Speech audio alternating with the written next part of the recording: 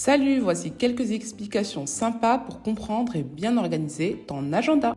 Tout d'abord, tu trouveras des pages pour fixer tes objectifs de l'année, tes résolutions si tu en as, tes grands projets, tes envies de lecture, de films et bien plus encore.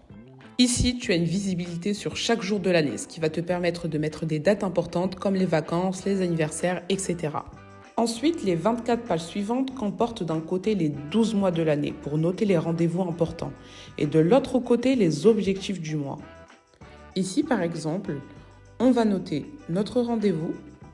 On va également noter le numéro de page qu'on va ensuite pouvoir retrouver dans notre agenda à la page 43, où on va y retrouver le rendez-vous au jour adéquat, c'est-à-dire vendredi par exemple.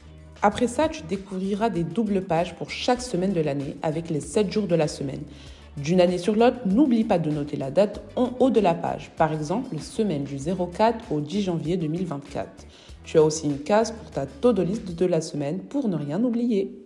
Tu verras qu'il y a 54 semaines de représentées et pas 52. C'est dans le cas où on ait des semaines qui soient à cheval au début et à la fin de l'année, ce qui te permet de ne pas effacer ton agenda plus d'une fois par an. Ce qui est vraiment génial, c'est que tu as aussi une dizaine de pages vierges pour y inscrire tes idées, envies ou même des recettes de cuisine. Et surtout, pense à bien nous suivre sur tous nos réseaux sociaux pour ne rien rater. N'oublie pas de profiter de 15% de réduction sur les recherches de tes stylos via ce QR code.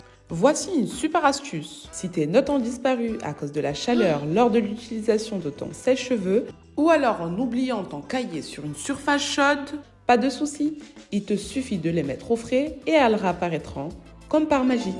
Ici, nous avons illustré ce conseil par un agenda, mais il s'applique aussi sur votre éco-notebook. Et c'est validé!